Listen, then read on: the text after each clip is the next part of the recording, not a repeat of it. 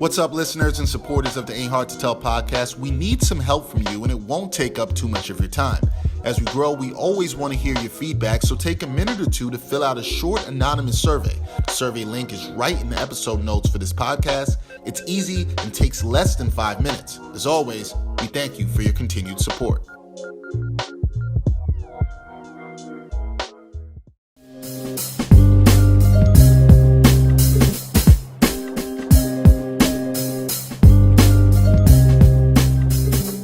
Hard to Tell podcast, episode 156. Dexter Henry, Brian Fonseca here. You, wherever you are, hopefully staying safe. It is Thanksgiving week, and everybody should have a lot to be thankful for. It's been an eventful year, that's for sure, to say the least. A lot going on in the world of sports, a lot specifically in the National Basketball Association, where we've talked about this before on the podcast. Basketball is coming back very soon. It is starting December 22nd. So in just under a month, at the time when you will hear this, just under a month away from the basketball season. And free agency is already started. And I don't know about you, Brian, but I've been glued to my phone the last couple of days looking at what every team is going to do, what the Knicks would do, what people are erroneously reporting, because you know it's imaginary player season. A lot of that going on out there. It's been crazy, man. How have you been consuming all this NBA free agency madness? Consuming it, also working around it. Been doing some stuff over on Deadspin with that. Just did one today, yesterday for the time this podcast is released, about free agents who were under the radar, I felt like. And there's actually a New York Knick on that list, the one you might not expect. It's been very interesting just to sort of watch all of this unfold. Like, I've been glued to my phone ever since free agency started that Friday night. And literally, I feel like, especially those first 48 hours or so, you just feel like a lot is happening, or maybe 36 hours, because once football came, there wasn't as much free agency news, but we still have gotten some. And I still feel like, because I looked up today, who are the best guys left? I may do something on this at some point this week. Who are the best guys left over? And that was when I hit the group chat earlier today. I was like, yo, is Brandon Ingram still... Now he's restricted because the situation is different. If he wasn't restricted, he probably would have been signed somewhere. But I'm looking at this. I'm like, yo, why doesn't a team like the Knicks maybe step in and just throw a lot of money at him and see what happens? I'm sure New Orleans is planning on matching whatever the offer is. But, that's more to say we still have some other shoes that have to fall here. And then there's obviously trades. We don't know what's going to happen with Houston. We don't know what's going to happen with Washington. We don't know what's going to happen in a couple other places in the league. Even in New York City with Julius Randle, I'm still looking at this like, yo, this is someone who could be part of a trade at some point, if not now, then when. So there are still a lot of things that have to happen. But as far as what's happened before and the big stuff, we'll get into it. But it's been a lot, and I think that the league is in a very interesting place. There are a lot of teams who I feel like got better so far, and there's some where I'm just kind of like, I don't really know. So we'll get into that. Yeah, the league is in an interesting place. I'm something short. A lot of the teams you think that were at the top, I'm not really sure how much they got better. I do think there's some teams that got better. There's definitely some teams at the bottom that got better, but how much better did they get? I don't know. All right, let's start with this. What was your most surprising move? Because I think I had one that really jumped out to me. Where I remember I saw the alert come in. I was like, wait, what? Oh, okay. What do you think has been the most surprising free agent signing of this offseason? Probably Montrezl Harrell, actually. Yeah, that's where I am, because that was the one where and I think I texted our group chat and was like, "Yo, what? Wow, okay." Yeah, and that was the one where that was the first free agency signing that I backed away from the phone. I was like, "Oh, you know what I mean?" I gave him one of those, and then I thought about it for another 45, 60 seconds or whatever, and I was like, "Yo, this is actually a great move. This could potentially be a great move because." Is it great? Well, individually, it's tough to say, right? But otherwise, how he fits into everything going on with the Lakers, I love, maybe not love, but I really like their roster construction right now compared to where it was a year ago. I feel like they've gotten significantly better. I feel like they've gotten significantly better in certain areas. I feel like Dennis Schroeder is a big upgrade. That I agree with. that they needed last year. That's one of my favorite acquisitions of the offseason so far is getting Dennis Schroeder from Oklahoma City. Anthony Davis, we know that he's gonna at some point re-sign and come back. Dwight Howard's not there, but you have Marc Gasol, you have Montrezl Harrell. I feel like But Montrezl hold on, Harrell. let's hold it there for 1 second. Yeah, Marcus Gasol signing as well, two-year deal for the veterans minimum. Montrezl Harrell, 2 years, $19 million. Second year is an option for him. yeah, Here's my thing. This is where I'm going to push back on you. Not that I thoroughly disagree. Montrezl Harrell, not a good defensive player. Marc Gasol, former defensive player of the year, he's been declining a little bit, but he helps stretch the floor. So you don't have the same kind of defensive athleticism that you had with Dwight and JaVale. that's true. This is a different look. I think it hurts him a little bit defensively, makes him a little bit more adaptable to play against different teams, though, offensively and defensively, if you want to put AD at the 5. Is that kind of where you see where you like what they did? Is it the versatility that they have? Because if so, I understand your point. Yeah, I'm all for playing AD at the 5. I feel like in this league he should be a 5. You have the resources you need to maybe push him to the 4, but I feel like he'd be better suited to be your 5 right now. Especially like I could see a lineup. Not to say this is a starting lineup because I still think Montrezl Harrell's going to come off the bench. I don't know if he signs to the Lakers to be a starter, but I would think that he's probably going to come off the bench, and you're still looking at a lineup like LeBron James, Dennis Schroeder, Kyle Kuzma, Montrezl Harrell, and Anthony Davis to maybe close out games or something along those lines. Maybe KCP is in there instead of Kyle Kuzma on some nights. I did like that they brought back KCP because I thought he earned his money in the playoffs, and he's a good fit there. Next to LeBron, he's one of those guys that just works there. Alex Caruso is a legitimately good defender at their guard spot. And I think that he's somebody who's going to get a lot of minutes too. They kept Markieff Morris, so I really Don't forget the Wes Matthews signing too. And Wes Matthews, I really like that one. So they have more guards definitely than I like. I feel like their bigs defensively maybe dropped off a little bit. But when you have Anthony Davis, and I think Montrezl Harrell, like he's one of those dudes like I really like to fit with him next to LeBron. LeBron needs goons around him. You know what I'm saying? Like a star like that on any level in any sport. Like if you have a Tom Brady, if you have a LeBron James, if you have a I would probably say Mike Trout, but like baseball is kind of a different sport, you know what I mean? But in certain sports and team sports, you got to put goons around your star players, you know what I mean? And having Montrezl Harrell as an enforcer type who could also go out and get you 15, 16, 18 points a game, I think that's something that's going to be valuable for the Lakers. It's going to be interesting to see with the Lakers. Obviously, the other way people look at it is that, hey, it hurt the Clippers, but in the Clippers, they go and sign Serge Ibaka. They bring back Marcus Morris. I think Serge Ibaka is a great fit. Probably helps him a little bit better defensively in stretches. It looks like the Clippers are changing sort of the way they might play, but I still think the thing that comes down to them is they're going to need a point guard. They don't have that yet. But like you said, Brian, this isn't just about free agency. There's still a long way to go. There's still other moves that need to be made. I'm going to hit through. We'll talk through some pieces. Did you like what the Clippers did, losing Harrell, but bringing in Ibaka, bringing back Morris? Did you like those moves? I love the Ibaka signing because I think he's actually a better fit for that team next to Paul George and Kawhi than is Montrezl Harrell. Like you can argue he's even the better player or whatever. Like I don't think that matters as much here as who fits better where. I think that Harrell actually fits better on the Lakers, and I think Ibaka fits better on the Clippers. I think with Patrick Beverley there, I mean he's your point guard, but he's not really a playmaker. And clearly, we saw the reports earlier in the summer talking about, or maybe not even the summer, maybe that was earlier in the fall, talking about Kawhi Leonard wanting an actual point guard, seeing if they could get Chris Paul, seeing if they could get this. They haven't gone out and done that. And I still wonder, because you did mention trades, I still wonder if there's a trade to be made there with the Clippers being that, like, Lou Williams is on a tradable contract, and I don't really know like how much he has left. He didn't look great toward the end of last season, and he is somebody who, remember, came out of high school 15 years ago. He's going into his 16th year. Like, with all due respect, because Lou Williams is great and one of the players I've really liked watching over the last 15 years. But when is that going to sort of, deteriorate from a basketball standpoint, right? And then, keeping Marcus Morris, I think was a good move. I thought it was predictable because, like, you gave up a first round pick for him. some people are nervous about committing to some of those dudes long term that you trade for at the trade deadline. But I think he's a good fit for what they do. But I think that they still need to figure some things out. They got Luke Kennard in the trade earlier, like on draft night.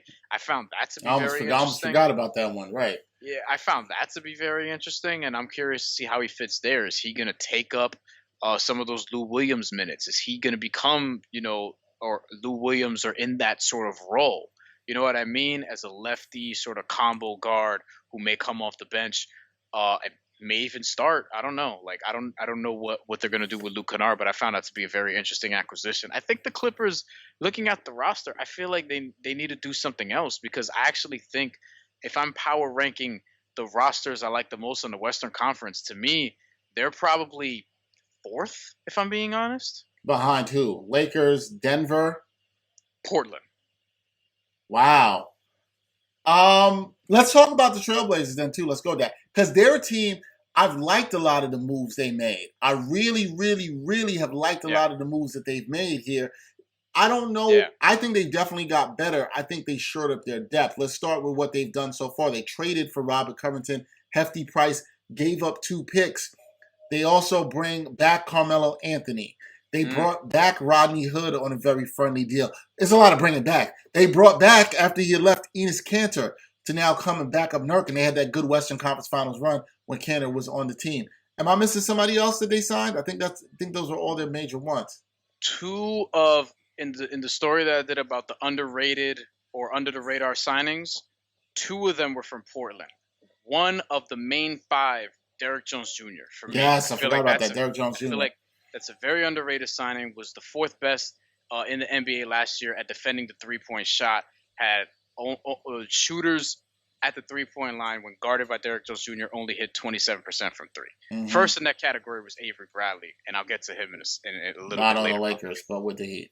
Yeah, I'll get to him a little bit later on. But Derrick Jones Jr., I feel like is a great signing for them. In a fast break, with Damian Lillard and CJ McCollum commanding a lot of attention, he could finish. And he's somebody who I think is going to come off the bench and play valuable, maybe 20 minutes a game for that team. His scoring got better. His 3-point shot is still not very good, but it has gotten better. But he's become more than just this dunker. Like, he was so good as a dunker in the NBA, G League rather, and in college, that after 7 NBA games, we threw him in the dunk contest, and then Phoenix ended up cutting him down the line. Miami brought him in and helped him develop, and he became a real rotation guy for a team that ended up going to the championship, although he kind of got phased out in the playoffs because they got Jay Crowder, Andre Iguodala, so he kind of was the odd man out, but he got a good deal. I think that's something that's going to help Portland because they need defense. So I'm thinking like, what is the lineup with Damian Lillard, CJ McCollum, Derrick Jones Jr., Robert Covington, and Jusuf Nurkic look like? Because that's something that might close out games if they need some defense. Or you put in Carmelo Anthony instead of Derrick Jones Jr. or Robert Covington, who's having a better night. Like, they have a lot of options that they can go with. Enes Kanter, I think, is a very good backup to Jusuf Nurkic, by the way. Gary Trent Jr., we got to see what's up with him. Anthony Simons is somebody who I actually think, was pretty good at the beginning of last year and then kind of faded a little bit. We still have to see. Like, Portland is actually in a position where you look at the roster, there's a trade that they can still probably make. Like, you can get something if you package Anthony Simons, Nasir Little, and maybe a Harry Giles, who I put as somebody. That was another one they picked up, right? Harry Giles. I wrote about him being a long shot as an underrated signing because of the injury history, but he's still 22, and Portland doesn't really get to, like, they don't draft guys who are going to contribute right away, so this is like a good project for them to take on. I'm not sure how much he's actually going to play, but I think that maybe at some point down the line you package Anthony Simons, Nasir Little, Harry Giles, some sort of draft compensation, and maybe you attach a contract that you don't want anymore and see what you can get. Like, Portland could be in a position where they can make a move and go up more in the Western Conference because right now I'm looking at the roster. They're like 10, 11 guys deep. Yeah, see, that's the thing for me. They are probably now one of the deepest teams, if not the deepest team in the NBA. I think they're definitely the deepest team in the Western Conference. That may bode well for them in this regular season, this shortened regular season, and we'll see how it helps them in the playoffs. A couple quick hitters on Western Conference teams. Jazz, they brought back Derek Favors. They also re-signed Jordan Clarkson. Then they also extended Donovan Mitchell, as many people expected, to the max extension. Yep. So some good moves there. Denver, team who was in the Western Conference Finals, They lose Jeremy Grant. He goes to Detroit. A lot of rumors here. 3 for 60. That's what he got going to Detroit. Rumors that Denver offered him the same thing, but Grant was promised by Troy Weaver in Detroit that he would get a bigger role in the offense, and that's where he went. Look, I said to somebody, look, if you're Jeremy Grant and you're feeling yourself and you think you can do better with yourself in your game, I understand going for that. I also understand because one of my friends would say, Denver messed up. They're going to be so bad because they let him go. I also understand Denver's position too. I think Jeremy Grant is very valuable, but do you want to pay him $20 million a year for what he does? And I think it's fair to say, I might not want to do that. Somebody like Detroit can do that. Now they went and signed JaMychal Green to replace him. We'll see how much that hurts him. I think it hurts them. How much it hurts them, I don't know. But it's also fair to question because Denver's perimeter defense, not that good. Yeah, and look, they have a couple guys who are very interesting to me because we still we feel like we know Michael Porter Jr. is going to be pretty good. We don't know to what level, but we feel like he's going to be pretty good. I think this year we're kind of going to find out more or less to what degree. This is a big year for him. And Jeremy Grant leaving actually opens that up because he's going to get a lot of minutes at forward anyway. Don't know what's going to happen with Gary Harris, but he needs to be better than he was. RJ Hampton was a draft pick that I really found interesting. I don't know if he's going to contribute right away, but I think at some point, Denver's shown they could develop some players. Like, Word. I would say that they're up there with some of the other teams. Like, we throw Miami up there. We've thrown the Nets up there. We've thrown Toronto up there. I feel like Denver should be there because of what they've done with Jamal Murray and Jokic and Nurkic before he ended up going to Portland. You know what I mean? And now Michael Porter Jr. So with RJ Hampton, he's somebody I thought had potential going into the draft, like one of the highest ceilings. I was telling you this. Like, I could see him being somebody who contributes right away and becoming the guy that we thought coming out of high school was going to be one of these top picks. Now with Denver, I feel better about that because there's a path to him taking Gary Harris' spot and being a very good backcourt mate with Jamal Murray maybe 2-3 years down the line. Some are always looking for more sports content, and among the glut of sports media, some are looking for sports content that dives a bit deeper and doesn't just stick to sports. So check out Backpack Broadcasting's original long-form sports journalism series, Sideline Stories. The award-winning original series takes viewers directly into underrepresented communities within the world of sports. It's a series that goes beyond traditional sports reporting, like box scores and statistics, presenting exclusive stories that you won't find anywhere else. With a diverse group of correspondents, the series provides interviews and interesting stories around the world of sports, because there is so much beyond the game, and so much that occurs off the field or court that impacts each of us and the world we live in. Giving a voice to athletes, coaches, fans, and everyone involved in athletics, Sideline Stories looks to push sports storytelling further than ever before. It's a winner of the 2020 Independent Shorts Awards, and all episodes of Sideline Stories are available for viewing today on Backpack Broadcasting's YouTube channel and Facebook page. What were there any teams that shocked you? Any other moves that shocked you? I think there's a definite what the fuck moment that happened in free agency. I think it's undeniably what the fuck moment. Like, look, Montrezl Harrell was shocking, but you know what was more shocking? Gordon Hayward getting $30 million from Michael Jordan and the Hornets. What in the world was that? Yeah. It's not that he went to 20. Now, to reset for folks, if you weren't in the know, Gordon Hayward opted out of his contract in the Celtics. There was probably some talk about whether or not he was going to try to do a sign and trade with the Celtics. Possibility he could have left. He got rumored to the Knicks, which gave me a lot of concern. I didn't like that when I heard that. I wanted no part of him with the blue and orange. Didn't want that. Some rumors about him going to Indiana, but Danny Ainge trying to be a little too greedy and wanted too much more. But here's the thing, B. I think we understood what the game was for Gordon Hayward. He was making $34 million in his final year with the Celtics. He's been really injured. By him even talking about opting out was a couple things. Either he didn't like being in Boston anymore, probably because the guys on the team were looking at him like, you make the most money, you're not the best player on the team. That could have been a problem.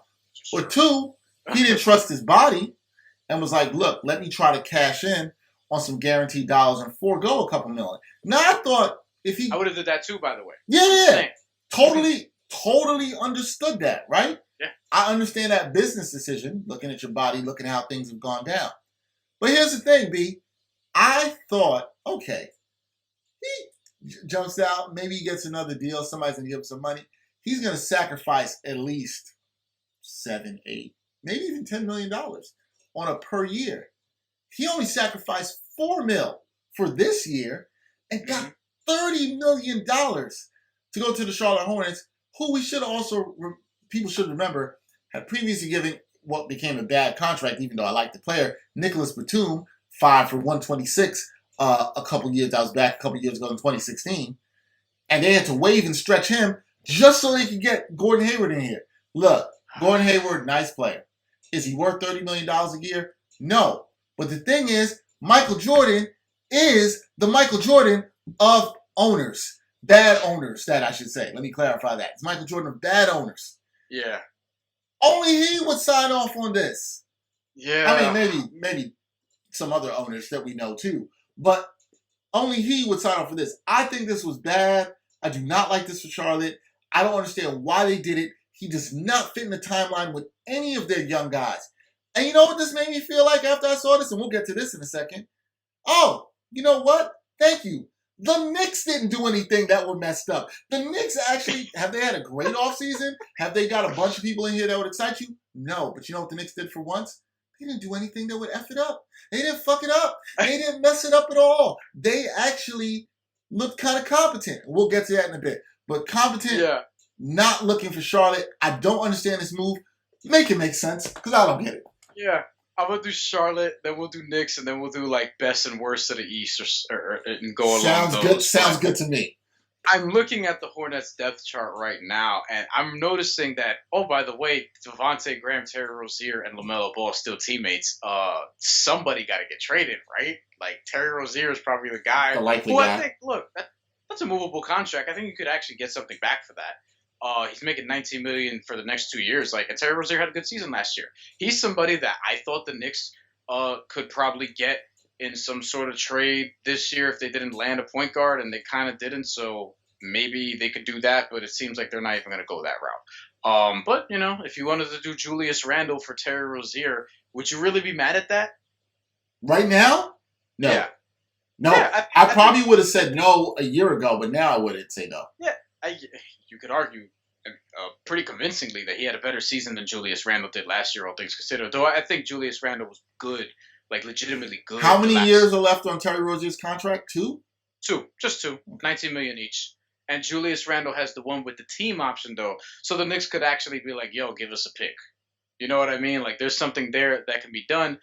Charlotte could use Julius Randle to play the 4 or to play alongside P.J. Washington at the 4-5 or whatever the case may be, because Cody Zeller is still the center. That's something that would make sense to me.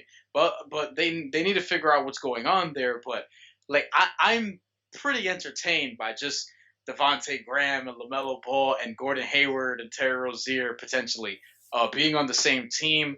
I'm not sure how much this helps Miles Bridges, which is another sort of thing for me. I mean, not to say that Miles Bridges is ever going to be as good as Gordon Hayward one day, but I mean, you know, reasonably, like, he can be a pretty damn good player in this league. We've already seen some good flashes from him, and now he looks like he's going to be coming off the bench.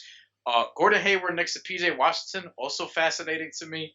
And just Gordon Hayward and everything that comes with him in general going to Michael Jordan. I actually think the Charlotte team could potentially sneak into the playoffs in the Eastern Conference, but I just don't trust Gordon Hayward's health, and I feel like in typical Charlotte Hornet fashion, this is going to blow up in their face. And I'm kind of with the people who were saying, wow, you couldn't even offer Kemba the max, and like you're going out and getting Gordon Hayward. Like, you know what I mean? Granted, Devontae Graham was good last year, but he wasn't Kemba Walker good. And by the way, the Boston component of this, I actually don't think this hurts Boston all that much. Like, I've heard a few people talk about, like, oh, now Boston's definitely regressed or whatever the case may be. And I'm like, Gordon Hayward was barely available the last 3 seasons. And how much are they actually losing? Because by losing him, you're not losing much, given he didn't give you much the time he was here. And then with Jason Tatum is probably going to take another step. Jaylen Brown's probably going to take another step. They'll have another year of experience with Kemba Walker leading the show. Marcus Smart is going to be there. And then Tristan Thompson, I thought was an excellent pickup for them. An excellent pickup because he's exactly what they need at the center position, along with Daniel Tice, who's actually coming back. I'm like, you have a damn near perfect situation. Like, these are the kind of centers you need to complement those guys. So I actually think Boston's going to be fine and is still a contender around the same level they were last year. Their bigger problems are that Miami and Brooklyn has gotten better, and Philly is actually looking pretty interesting. We'll get to that in a little bit. But as far as the Knicks, I wanted to say about the Knicks real quick because you mentioned that. I don't hate their offseason. Now, I didn't hate their offseason that much last year, but this is objectively better than that because they didn't go big, crazy. I still think it's a little disappointing that they haven't gotten a point guard yet, like a real one. Elfrid Payton, Austin Rivers, whatever. Frank Ntilikina, I mean, maybe he just shows you that he's a point guard this year. Emmanuel Quickley is not a point guard to me. He's a shooting guard. And then Dennis Smith Jr. is a variable that I have no idea what he's going to do. But I can see the path around their team where it's like they're clearly building around R.J. Barrett, Obi Toppin. Like, it's clear that the offense and Mitchell Robinson. And Mitchell Robinson. But it's clear that the offense, at least, is going to run through R.J. Barrett and Obi Toppin. It should be R.J. 1, it should be Obi or Julius Randle 2, and the other one 3rd, because Julius Randle's still there, and, who knows. You want to get something for Julius Randle at the end of the day. And Mitchell Robinson, last thing I'll say on the Knicks, Mitchell Robinson has to play 30 minutes a game, period. I have no problem. I only have one issue with the Knicks offseason thus far. There's a couple things I would have liked to see them do, right? I'm a rational Knicks fan, didn't expect them to get anybody really big. If they were going to throw their money at somebody that was maybe a little bit young to prime-ish, that fit in the timeline with these young guys. So I would have liked to have seen them throw an offer at Bogdan Bogdanovic. That's something I wanted them to see them do. I thought he was the kind of guy they want. Obviously, I've stated I would have liked to have seen them draft a point guard. They did not do that. But Elfrid Payton, I didn't need to see him again. All right? I didn't need to see Elfrid Payton again.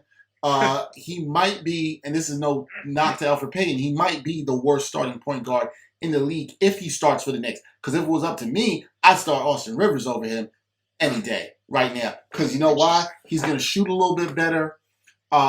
He probably wants an opportunity to see if he can run a team with a little bit more. Why not give Austin Rivers a chance? I'm not saying Austin Rivers is your point guard of the future. I'm just saying he's a stopgap guy that's going to be a little bit more aggressive offensively. Elfrid Payton. I wish he were a better playmaker. That's all I would say. I wish he were a better playmaker. Which he's not. To me, if you would combine Rivers and Payton, you might be a little bit happier on certain things, but you can't. Chris Duhon, man, look, you might be a little happy on certain things, but overall, I'm with you. Elfrid Payton's not better than Chris Duhon. He is not. He is not. Chris Duhon. Actually, especially that first year he was with the Knicks, he was actually all right. Well, yeah, I can't believe we just had Chris Duhon and Elfrid Payton in this conversation. Because I want an MVP with Chris Duhon in NBA 2K10. Wow. Okay. All right. All right. It's a 14 assists per game. His jumper was automatic in that game. That was a really fun team before they got 14 Amari. assists per game. Wow. Yeah. Okay. Wow. After they got Amari. Yeah. Oh, you see, you had David Lee, and you had. David Lee was automatic in 2K. He never missed. Yeah, missed him. Because I used to use different teams, Knicks, Sonics, whatever. So, yeah. Anyway. I'm not mad at the offseason, what they did. Alec Burks signing is a nice signing. That's a cool I think Austin Rivers was a fine signing. I think even Nerlens Noel is a backup. You got some guys with some stuff to prove that are young. Hucky. I was about to say Kentucky. That's why I said that. They're full of Kentucky guys on this roster. There's a lot of Kentucky and CAA guys. But it's fine. I think what the Knicks are going to have to do, what they hope for this year, is that Julius Randle plays well. He is an asset to be moved at the deadline. I see a lot of Knicks fans talking about, well, why haven't they traded him now? I don't see that happening now. I see that as a move happening closer to the deadline. Hopefully his value is a little bit higher, unless if you can get something from him now, then do it and start Obi right away. But I don't think the Knicks are the way they've done this. If there's nobody they thought that was really good for them to spend the money on, they're being patient. They're letting these young guys develop. And I actually think for once, in a 2-year period, you've seen them do the right thing in the offseason. They haven't mortgaged the future. They've kept flexibility. They're allowing the young guys to develop. This is at least for now, seems like the rebuild that we've been waiting for. The next thing that's going to be on them is they're going to have to go find a point guard, whether it's through the draft next year, whether it's through trading for one. You got to get a point guard in here, especially to make guys like RJ and Obi better. But I'm not, as a Knicks fan, I'm not particularly upset with what the offseason is. If you're an irrational Knicks fan, you will be upset because you probably wanted them to go get Russell Westbrook.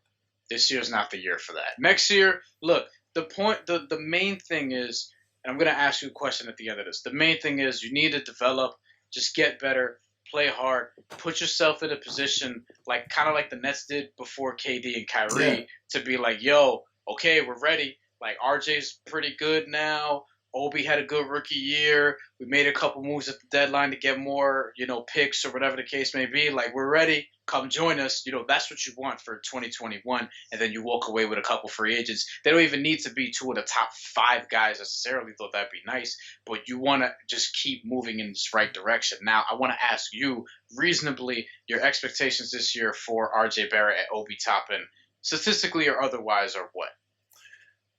I was talking to a friend about this. I was talking to my boy about this, who's also a long-suffering Knicks fan like myself.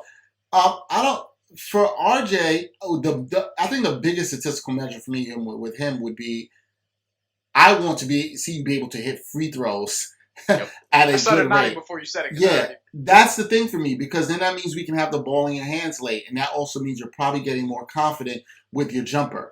I need to see that. I need to see you at least over 72% and above from the line this season. That would be a significant leap if you're going to take that next jump. For Mitchell Robinson, to me, it's learning how to play on the floor, play 30 minutes, and stay out of foul trouble. From Obi Toppin, there's going to be some growing pains, but can you be aggressive? Can you bring the energy that the team needs? And can you play within the system? And can you get better defensively? Those are things I want to see. I want to see the team play hard. I think Thibodeau will demand it, and I want to see that there is a clear culture set in terms of the way they practice, in terms of the way they play, and that the young guys on this team that we're talking about, they buy into the culture. So that when other people come in, they also buy into the culture. And I'm hoping for this, because Tom Thibodeau, you're from the Pat Riley tree. And we always talk about the Miami Heat culture. And we know and we're about to again. And we know about that. We'll get that to be a good segment in a second. But bring some of that old school Knicks, hard-working, hard practices, everybody, iron sharpens iron culture here. That's what we need to see. But it takes these young players buying in, listening to what he has to say, and we'll take it from there. I'm not going to put a thing on wins. I have no idea what that could be for the Knicks. And quite frankly, I don't really care because they ain't winning anything this year. So let's just get better, get stronger. Now, I can see Obi as a rookie, by the way, walking in and averaging like 12 or so per game.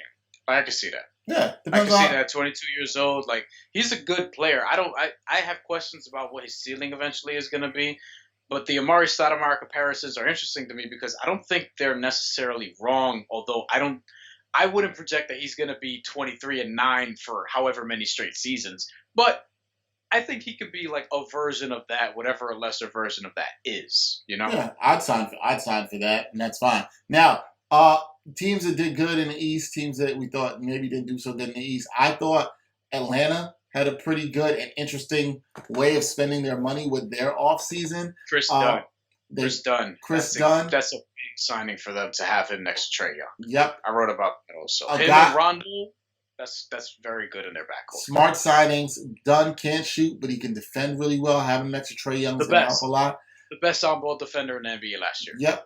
Rajon Rondo, steady. We know what he can do. I've always liked Rondo. He's going to help that team. He's going to help Trae Young with a lot of his leadership. They got Gallo. It looks, at the time of us recording this podcast, as if the Sacramento Kings will not match and they will get Bogdanovich. Would have liked to see him come to the Knicks. But I wonder if Sacramento will match. Who knows? Either way, they significantly improved their team. It looks like they could be the team that can sneak into the 8th spot. I think they did a good job. I thought, you brought up Philadelphia before. Philadelphia adding all through trades, not signing. So we should say this about Philadelphia. It hasn't been free agency for Philly. It's been trades. They get Danny Green. They pry him away from OKC. They get Seth Curry. I thought that was a really nice move. And a really good trade for both teams. And Josh Richardson going back to the Mavericks, who needed some defense on the perimeter. So I thought that was a good trade for both teams there. Now you're looking at Embiid and Simmons, and they got some shooting around them. And that looks kind of good for them, and we'll see what they can do now. They have some shooters. But the big question will be, will Ben Simmons shoot? We will not know the answer to that. The other team is Miami's Heat, Brian's team. They make some. It's your team, man. It's your team. Team Heat culture over there. They make some moves. Look, they bring back Dragic on a 2-year deal. Second year is not guaranteed. They lose Jay Crowder, which was a nice signing by Phoenix. But they bring back Myers Leonard. They bring Avery Bradley, which I thought was a nice low-cost replacement. I'm an Avery Bradley fan. I actually think that's a bigger loss for the Lakers than people are talking about. He was very steady last year, and look at their numbers in the games he played and the games when Rondo played when they had some injuries. They played very well. This is a good signing for Miami. I think somebody who will fit right into Heat culture. He's going to muck it up. He's going to get in your face. He's going to space and hit some threes. Look, Miami didn't lose much, but the best thing about Miami to me is not about them getting better. It's just another year of these guys being together. Duncan Robinson's going to be better. Tyler Hero's going to be better. Bam's going to be better. And they haven't messed up any of their cap flexibility for the following offseason. So that's the best thing about if you're a Heat fan like Brian, that you're going to love this, that you have all this flexibility for the following season. Brian, what do you like about your Miami Heat? Avery Bradley, remember the stat I gave you about Derrick Jones Jr.? Avery Bradley was actually first in that category, opposing a three-point percentage, 25% only against Avery Bradley last year in his 10th year in the NBA. Let me tell you something about Avery Bradley. He was probably the main defender that I studied when I was in high school. Let me explain. This also shows the listeners how young you are. How young, yeah. I mean, that's how old I am. Avery Bradley came in as one of the best high school players, period. Like, full stop. When he came into Texas, had his 1 year there. I remember the Celtics drafted him. He didn't play that much in 10 and 11. In 11-12, that's when he started playing more. I just happened to be a senior at high school during that time. Avery Bradley was one of the guys that my brother was like, yo, you should pay attention to how he plays defense. Because my brother put defense, like, he was a defender when he played. So I was like that. I was pretty good my junior year, but I got way better my senior year. Avery Bradley was one of the guys that I used to watch. Now, I didn't have the wingspan that he did, but I did have like enough quickness. Short people problems. A lot of my steals will come from, like, interceptions and shit like that. Not so much pickpocketing. But can I ask you a question that I don't think I've ever asked you on or off this podcast? Is there any footage of you playing high school basketball? Because I'd like to see it. I gotta find some. I don't not that because at that time we weren't really like recording as much stuff. Yeah. And you know what I mean? Like that kind of, we were like the era right before. Now everything, forget it. Like now everything is on camera. Yeah. We didn't play at a big. I didn't play at a big school either. Maybe I could find something. No, I understood. I just wondered. I would like to see young Fonseca given the defensive intensity on the court. That's all I like. I did all right. I was better at guarding shooters than ball handlers though. Like, cause I knew how to piss off shooters the most. It was great. Great. We played this one school, St. Demetrius. They had this kid who was a Greek kid, a sharpshooter. Used to shoot mad threes a game or whatever. One game I just followed him around or whatever. I used to put my head in his chest. Like, I was mad annoying. I was so. You were like the John Stark to your team. I was such a dick. He had like 7 points that game, so I was proud of that. So what's it called? Surprised the fight didn't erupt. Nah, I mean, well, that was earlier in my career than sort of. Okay, yeah. One day, I gotta tell you about the day that I locked up a dude who was 6'5" in the post. It was hilarious. Folks, if you're listening to this podcast, you can see what short people like Brian live for. They live for moments like that. The day I locked up a 6'5" dude, I'll get it too. He ended up playing in college, so you know what I'm saying. Like it was a stat. But you like Avery Bradley. But I like Avery Bradley. I actually think he could start. I actually think we may see a starting lineup that's Avery Bradley, Tyler Hero in the backcourt with Jimmy Butler. As of now, Mo Harkless at the 4, which I actually kind of like. That signing. And Bam Adebayo. However, I don't know that they're going to do this, but there's an obvious pathway for the Heat to make a trade that I still feel like they haven't done yet. The obvious package we've been talking about is like me and you have been talking about, or that I've mentioned, I think, on the podcast or maybe off the podcast or whatever. But I've always said, and you've seen me say this, like Kendrick Nunn, Kelly Olynyk, and a first-round pick, what can that get you? Now, in looking at it, Andre Iguodala's contract, that's something that could be moved because it's like 14, 15-ish or whatever the case may be. Maybe the package is Andre Iguodala. You add him into that. Maybe you keep none, or maybe you keep them all there, whatever. Take out the pick. Like, you figure out how to make it work, and you get LaMarcus Aldridge. I think that's the player that they should target right now, because if I'm LaMarcus Aldridge, or if I'm DeMar DeRozan either, why would I want to stay in San Antonio right now? They've clearly, like, they even lost Bryn Forbes. Like, they're not going to do much this year. If I'm Aldridge, I'm on an expiring contract. I want to win. I feel like that's somebody who you could slide him into the 4. Mo Harkless comes off the bench and still gets consistent minutes because he's going to help them a lot. But they still have depth. They have, as of right now, they still have Kendrick Nunn, Andre Iguodala, Mo Harkless, Myers Leonard, who's going to play and who had a big role for them as a starter last year before getting phased out, and Duncan Robinson as well, and Goran Dragic. So there's depth all over the place still. And their first round pick, Precious Achiuwa. When they got him, that was one of those dudes where I was like, of course. Like, of course he goes to Miami, because it just makes all the sense in the world. Like, this is somebody who could have been easily a top 10 pick, and he's probably going to be good, like, if not right away, then by year 2. And by the way, Miami still has this this sort of guy, KZ Okpala, second-round pick last year, didn't really play much this year, had an Achilles injury, not a torn Achilles, but it just kind of like a nagging Achilles injury. Only saw a little bit of him this year. He's a guy that's like 6'7", almost 6'8", probably a stretch 4 in the NBA, though he could play some 3. He could shoot. He could defend. He's like, very versatile. I think he's somebody we're going to see a good amount of this year. And, that team is going to be deep again. And people are going to be like, oh, how come we didn't see this shit coming? You're like, I did, because I love the Miami Heat. That's why you'll say that. No, it's been an interesting already offseason in the NBA. A lot of good moves. There's a lot more to come. Even some late ones before we did this podcast. DeMarcus Cousins signing with the Rockets. Who knows what's going to happen with the Rockets? Will Westbrook get traded? Will Harden get traded? Will John Wall get traded in Washington? And now they're on their damage control, saying that he didn't ask. Can I say something real quick? I don't think so. He shouldn't either. I actually think Washington is going to be all right this year. Like, if John Wall is healthy, and I don't know, like, look, with John Wall, with Kevin Durant, with Kyrie Irving, with Steph Curry, though not as much Steph Curry because we did see him a little bit and he only had a hand injury. Like, I don't really know what to expect for a lot of these dudes. But I actually think that if John Wall is reasonably healthy, that could be okay. With Bradley Beal, Thomas Bryant, Davis Bertans, and you're in the East, I'm like, oh, they could sneak into the 8th seed. They almost got it last year with just Bradley Beal, So, Yeah, they actually have some additions in terms of that. Rui Hachimura, Denny Avdija, who they just drafted. Avdija, who they just drafted, who can play the point forward. Yeah, I think they can be okay. But from what I hear from people close to the situation, he is not happy. John Wall isn't happy the way they've handled things, so it sounds like they got to mend some fences. But they better do it soon. All right, there'll be more NBA drama for sure. There'll be a lot more to talk about on that front. But like I said, Brian's right.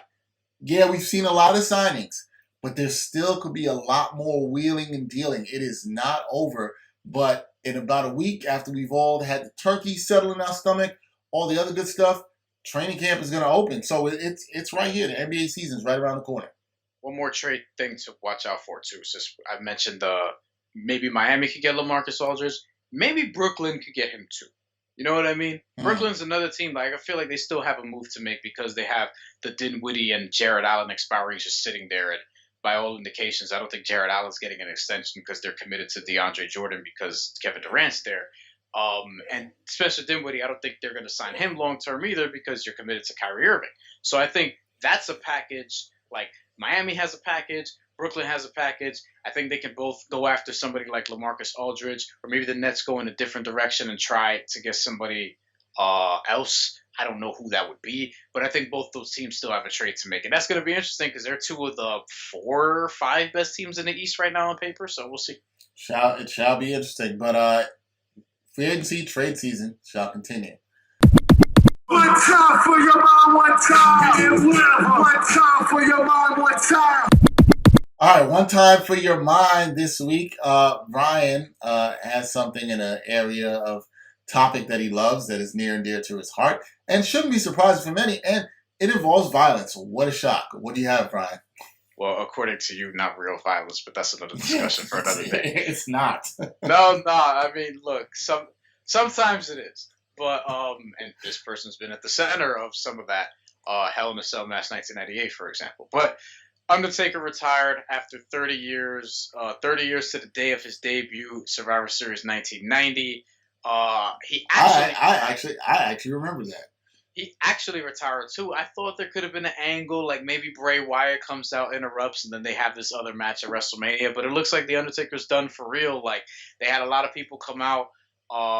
They had Mick Foley was there, Triple H was there, the Godwins were there, the Godfather was there. I believe Ric Flair was there, if I'm not mistaken. My man Savio Vega came through with the big Puerto Rican flag. You know what I'm saying? Like he was there also. So it was pretty cool. And then Undertaker had a speech at the end. And then midway through, I was kind of like, oh, this is really like it. You know what I mean? So that was kind of interesting. See a lot of people pay him respects. I mean, you could make a compelling argument that based on longevity and a lot of the other things he's accomplished, that he may be the best WWE performer ever. I wouldn't put him at number one, though I would put him very high on that list.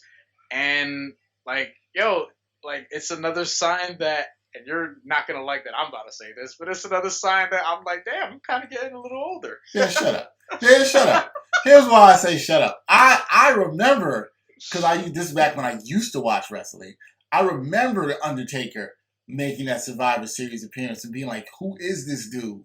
And everything that he's doing. So, I mean, he was different. He was like a really dark side character, obviously, when he came out. All agile. That wasn't really a thing back then. Yeah. And so, I'm somebody who does not watch wrestling anymore in any kind of way to the regularity that Brian does. Bianca Belair did her thing last night. Okay. And everyone's pissed that Bianca Belair wasn't the sole survivor. Freaking Lana was in the men's and women's Raw versus SmackDown. Not going to get me to watch. Sasha Banks and Asuka also had a great match. Nice. I'm telling you, if you have Simone watch some of these ladies, like she'll get inspired. You know what I'm saying? I'm not saying she'll want to wrestle. You know what's crazy?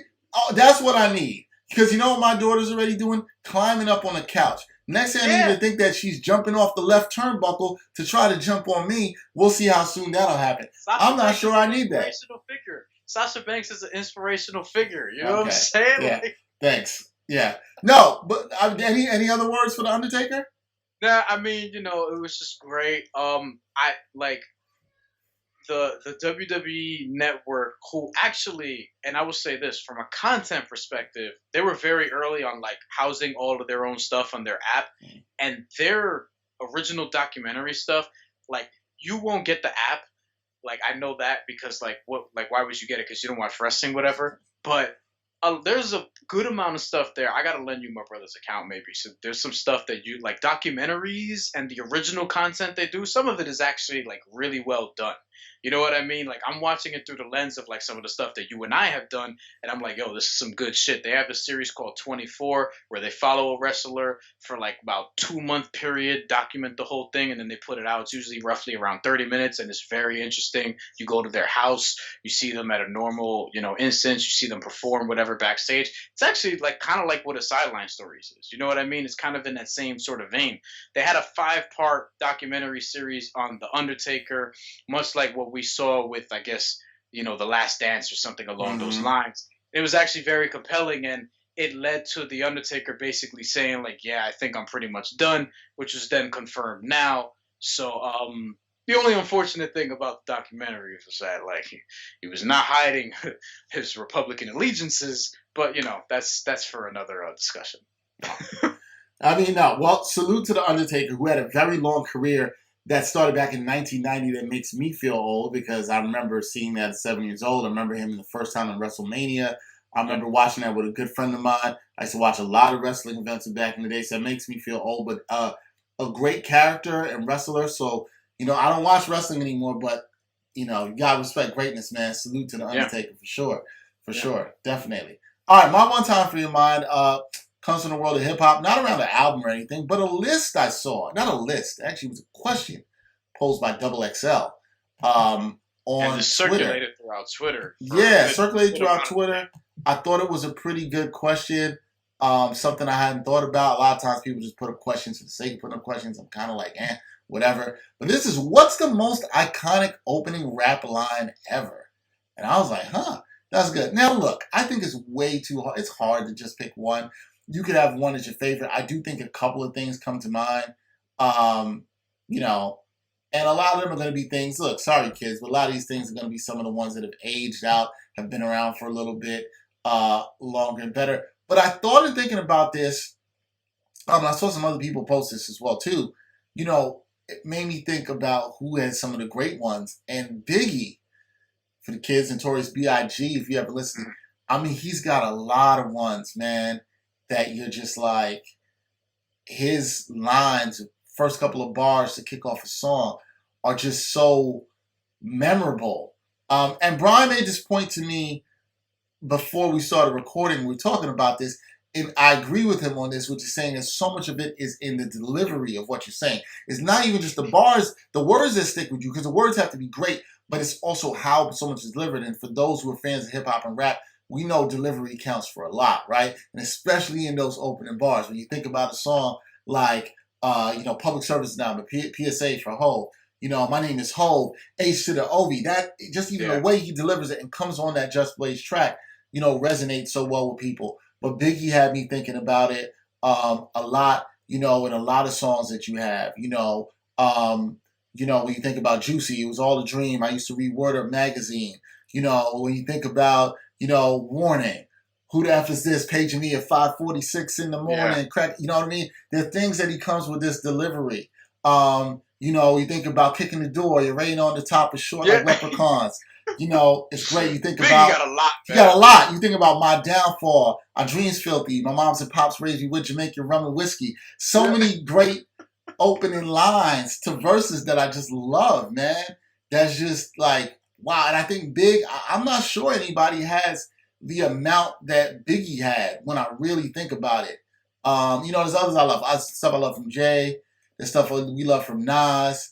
I had to hit up Brian and ask him before we talked about this what his favorite one. What's your favorite one, Brian? Tell the people what your favorite one is, because I feel like it's right on brand. It's so on brand for you, man. What's your favorite one? My favorite bar ever to start a hip hop record is First Off, Fuck Your Bitch and the Click You Claim. Hit 'Em Up by Tupac. Is anybody shocked? Is anybody shocked? But you know what it is? It's like, it's like I told you before we started doing this. It's because it's just so, like, what a dick. You know what I mean? To say this in this record.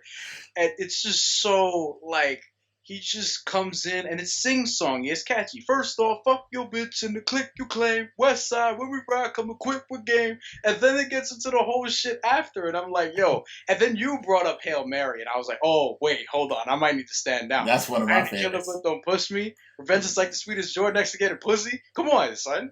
Like just that might have 2 in the top 5. He does, and that line just about comparing revenge to the joy of it, like the fact that you are enjoying this so much to like the pleasure of sex is a great line. It's a great opening line. By the way, he is so right. That's another discussion for another day. Is revenge, but that's another discussion. I don't know if I necessarily agree with the line, but I understand the sentiment and feeling behind desiring it. I'll say that much. He is so right. Ghostface Killer was the one that I came back with. Like, he might have the most ever. Now, part of that is due to longevity. But, like, in his first... Now, granted, he didn't start the song. So I don't know if that counts or whatever. But Wu-Tang... Yeah, see, ad-libs don't count. Like, it don't count to me. It's a line start verse. Wu-Tang is a special animal where it's like, all right. Like, when I first heard Uzi... I don't remember where I was, but I played this shit so many times over and over because I kept going to Ghostface's verse. Where the beginning of the verse, he's like, yo, what the fuck, yo? Yo, what the fuck y'all running for? Get the fuck away from my door, whatever he said. I'm like, that's how he started his verse? That's typical Ghostface. That's typical Ghostface. Which is also funny because he's questioning why people were running, and in a lot of Ghostface songs, he's the one who's running. Like, what the fuck y'all coming for? That's what he said. Yeah. And then this is the one where I was laughing at. I texted you earlier. Now, this is a song, so this fits the category 100%. Back Like That, which you remember, radio song, kind of not a chick song necessarily, but like, yeah, it's definitely something. I love that song with Neo. I love that song. I love it too. By the way, Yeah. he had a great Neo. That was his debut album that came out that year. I had the hard copy. It's a really good fucking album. Ghostface I was Killah. playing it last night. Ghostface Killah, really? Oh shit! Yes. Ghostface Killah has a very good verse on the remix of "Get Down Like That" by Neo. Yeah. Great song. But when they did what's the song that I was just talking about? Back Like That. Back Like That. When they just did Back Like That, his first bar, "Hey yo, I should just bark on you, burn your car on you," and I'm like, Right. you could pick like he like just talking to this girl. This is the first thing he says on the phone, or in person rather, because she's there in the video. You know what I'm saying? I was Like his last bar in that song is actually great. I also think it's hilarious that those are the first two songs the two of them worked on together, and the songs are like two totally different vibes, right? Like one is about talking about how you are not going to be a player anymore with these women, and the other is like, "Shorty, you did me wrong. I'm gonna get you back." And Ghostface is a completely different energy on both of those songs, but great collaboration. And there's some others we mentioned. AZ's "Life's a Bitch." I mean, come on. I mean, Yeah, we talked man. about that on a couple different episodes. Michael Grady's brought it up on a couple episodes for sure. Yeah. Look, and that verse, like whether you rap or not, that shit changed a lot of people's life. You know what I mean? Like that's just straight up. Just the message of that verse is probably the best guest verse ever in hip hop history. And AZ's next album, I'm actually looking forward to hearing it after hearing how he sounded on Full Circle, Do or Die 2. So we'll see how that goes. Nas' Like. So we mentioned some Nas ones. Nas' Like, Freedom of Jail, Clips Asserted, The Baby's Being Born, Same Time Man, Murder, The Beginning, The End. Rappers Up Monkey Flip 'em. Rappers Up Monkey Flip 'em with the funky rhythm. And it's just the way, you know what it is with that one in particular? It's because it starts off Illmatic. Mm-hmm. And the beat is arguably the best beat ever made. Like that's what makes it. It's the bar, it's the delivery, it's the griminess of the beat, and it starts arguably the best hip hop album ever made. As far as like the first actual song on that album, because we know it comes after the Genesis. And the third Nas one I wanted to mention, or two more. The opening line to One Mic, all I need is one mic, one beat, one stage, one person front my face on the front page. Like that, like that's one of his three best songs ever, and I feel like that's an iconic thing because we go back to One Mic in a lot of other instances. And then Made You Look. I mean, come on. Like the Big Street single. Now let's put it all in perspective. Yeah, like, and then just the whole thing, like, you know, a lot of the greats, they have a bunch of these. We mentioned Jay-Z. Jay-Z has a bunch of these, like his opening lines to Dead Presidents is one of my favorite. Dead Presidents 1, just to be clear. Yep. That Wonder Rhyme shit, me and my conglomerates. Yeah, the whole like Jay-Z's got a bunch of those. Like a lot of these level of dudes, they have a lot of those as well. I agree with that. You gotta have it, but Big, I'm still giving him the crown. He's got so many, man. He's got so many, and I think that is to Brian's point about delivery. And this is the reason I always have Biggie. Biggie's, my third favorite rapper of all time in my top 5 list. But the thing he has better than anybody, was delivery, man. And his ability to switch it up and just the way he came onto the track was just unique, unlike anybody. And that's what you got. Another one? I just thought of it. So there's a couple others. Like now that I think about it, it's coming more to me. Big L has a bunch of these. Big Pun in Deep Cover with Twins rather. Over Deep Cover with Fat Joe. What's his opening Ready line? for war, Joe? How you want to Yeah, run this? that's a great one. That's a great one. Part of it also with some of these, now that I'm thinking about it, is you know where it ends.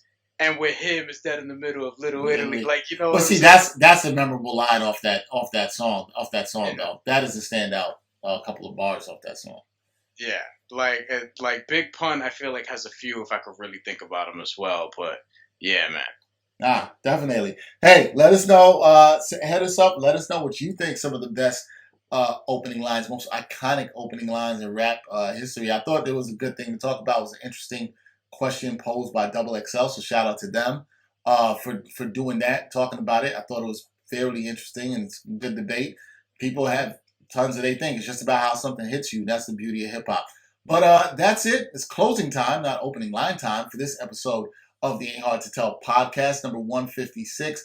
Please be sure to leave us a review. Also, subscribe to the podcast wherever you listen to podcasts. Thanksgiving is coming for a lot of people. I hope people take the time to spend time with their families safely, not in groups of 30. Some of y'all who are generally doing that. Maybe this year, this year's not the year to be doing that. Please help everybody. Single digits, man. I'm doing maybe 7, 8. That's it. If you're gonna do it, like gonna see people, get tested. But be safe. Enjoy the holiday. Eat well. Be grateful and thankful for what you have and the people around you and the time that you have to spend it with them. If there's anything this year should teach people that, we are thankful for you guys, the listeners and the viewers and the supporters, and everybody who supported us over the years, and to continue doing what we're doing. We are definitely grateful for you. Wish everybody the most of blessings through this Thanksgiving. That's it for this episode of the Ain't Hard to Tell podcast, episode 156, as I said. For Brian Fonseca, I'm Dexter Henry. Until next time, y'all. Peace.